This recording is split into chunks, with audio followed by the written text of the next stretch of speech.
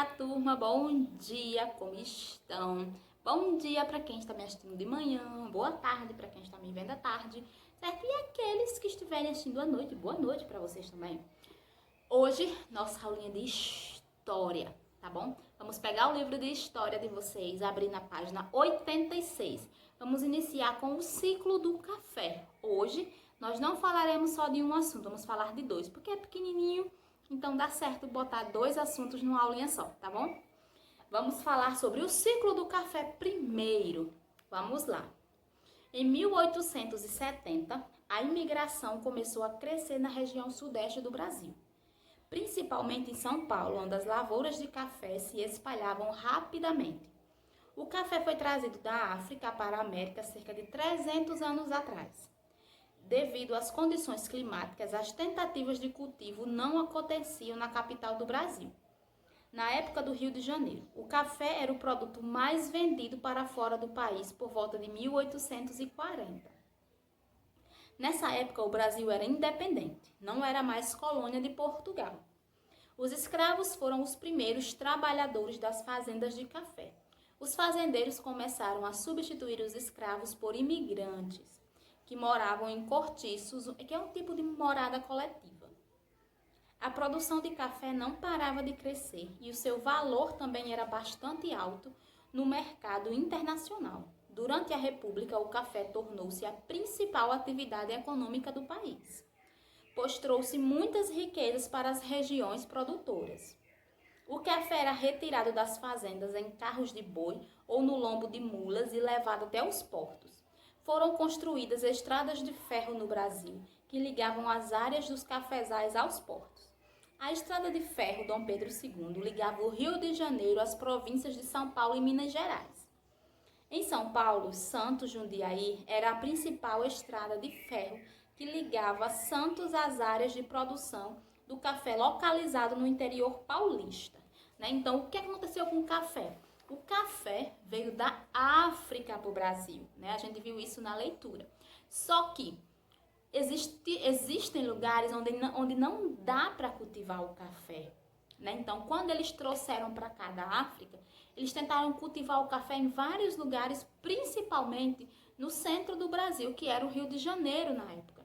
E não deu certo. Então, o que eles decidiram fazer, Conseguiram plantar, só que tem que ser num lugar mais frio. E a partir de então, o café deu certo e eles começaram a exportar muito para fora, começaram a ganhar muito dinheiro.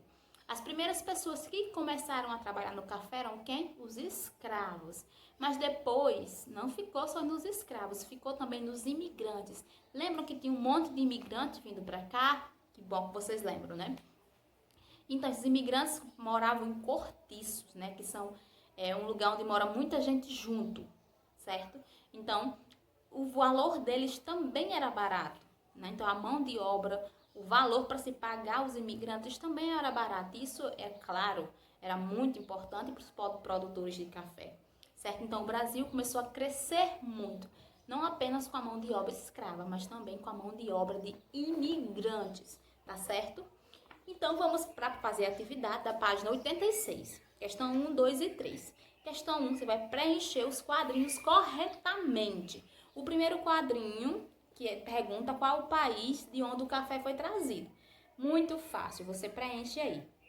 B, quem era que trabalhava inicialmente no cultivo do café? Você escreve os dois nomezinhos que tem aí, tá certo?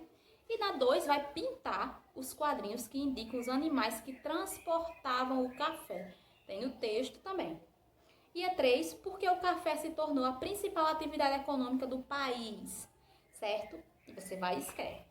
Agora vamos para a página 87, tá certo? Vamos continuar agora falando sobre a abolição da escravidão, tá certo? Paramos aquele ali e vamos começar esse outro assunto aqui, que também é pequenininho, tá certo? A abolição da escravidão. Falamos no início dos nossos estudos sobre o trabalho escravo no Brasil, pois muitos anos se passavam e permanecia essa condição subhumana que despertava compadecimento e vergonha em muitos brasileiros. Durante todo o período do reinado de Dom Pedro II, desejava-se conquistar a liberdade dos escravos E para isso era importante e influente a posição dos escritores, poetas, jornalistas e políticos.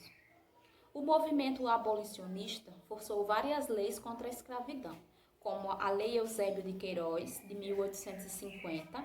Essa lei ela proibia definitivamente o tráfico de escravos para o Brasil. Teve também a Lei do Ventre Livre, de 1871, considerada livre todo filho, de escravos nascido a partir daquela data. A Lei dos Sexagenários, de 1885, que libertava os escravos maiores de 75 anos. Mas o desejo era acabar definitivamente com a condição escrava no Brasil. Então vamos lá, voltando aqui só um pouquinho, Sempre estamos falando da escravidão. Esse não é o primeiro capítulo que a gente fala sobre isso, A gente já falou como era o transporte, Como aconteceu a vinda dos escravos para cá, como foi que eles foram retirados. Estudamos as doenças que aconteciam com ele na viagem, os tipos de trabalhos que eles faziam, E por aí vai. E aqui, depois de Dom Pedro, aqui não era mais, aqui já era uma república, não existia mais um reinado, inclusive lá no ciclo do café já não existia mais, Dom Pedro II já tinha proclamado o Brasil república, E aí aconteceu o quê?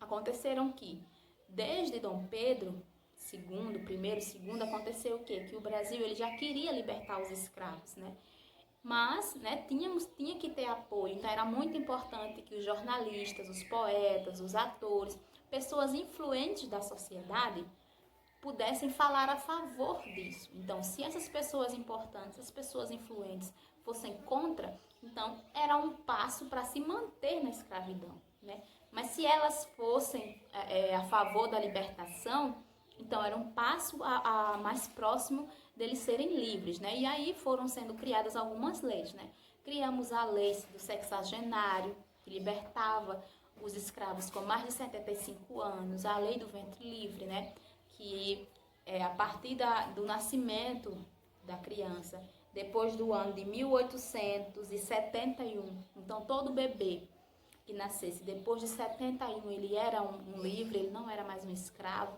Então tivemos algumas vantagens. Continuando aí. A pressão em torno de Dom Pedro II era muito grande, porém a Assembleia Constituinte, por interesse de muitos senhores de engenho e cafeicultores, detentores dos direitos de escravos, não permitiam que eles ficassem livres. Isso fazia crescer os ânimos de muitos brasileiros, que a essa altura já desejavam mudar a forma de governo no Brasil. Então vejam só, aquelas pessoas que já tinham escravos, que geralmente eram pessoas ricas e influentes, eles não queriam abrir mão dos escravos. Por quê? Porque aí, quem é que eles iam colocar para trabalhar de graça? Então, como é que eles iam ter lucros absurdos, Então, isso aí pegava para eles. Então, eles não queriam abrir mão desse trabalho escravo, Trabalho escravo se refere atualmente, é uma expressão usada para você colocar uma pessoa para trabalhar em exagero, certo? Sem uma remuneração adequada.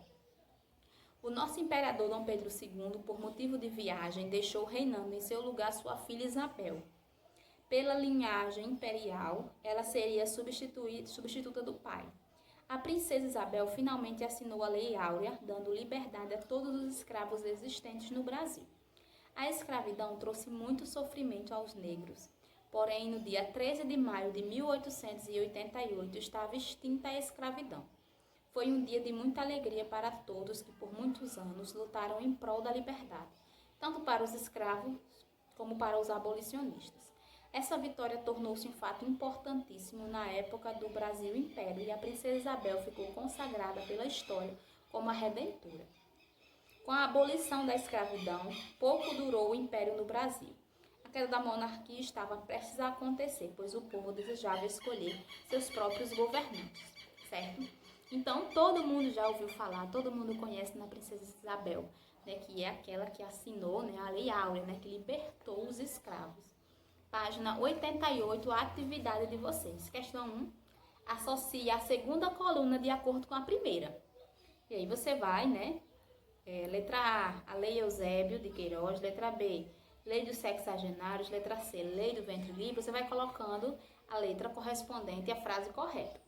Questão 2, vai encontrar no caça-palavras o complemento das afirmações abaixo, né? Então, são 6 palavrinhas que vocês têm que encontrar. 1, 2, 3, 4, 5, 6. 5 estão na horizontal e 1 está na vertical, certo? Questão 3. Responda às perguntas. A letra A. Qual a data da abolição da escravatura? Aí você escreve, faz isso nas outras questões. Questão 4. Por que razão Dom Pedro II não libertou os escravos do cativeiro? Você vai e escreve. Questão 5. Nessa época, o que crescia entre os brasileiros em relação ao regime da monarquia? Você vai dizer, eles gostavam, não gostavam, o que os brasileiros queriam fazer em relação a isso.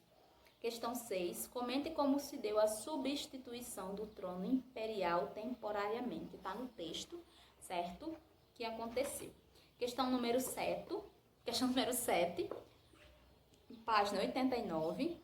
Que fato importante aconteceu enquanto a princesa Isabel substituiu seu pai? O que ela fez de tão importante? Você escreve. E a questão 8, leia o texto abaixo e comente com seus colegas e com sua professora. Depois responda. Infelizmente, nós não podemos comentar uns com os outros, né? Então, você vai apenas responder aí. Você conhece alguém que vive em situação ainda hoje em que ela trabalha? Né? Então, você vai ler o textinho e me dizer se conhece alguém. Tá bom? Me dizer não, escrever aí na questão. Se estivéssemos na sala de aula, a gente poderia debater sobre isso, né? Mas não estamos, vamos se inscrever aí rapidinho, tá bom? Terminou essa atividade, vai lá para o livro de reforço de vocês, faz página 188, 189, tá certo? No livrinho de história de vocês, a atividade tá página 86, 88 e 89.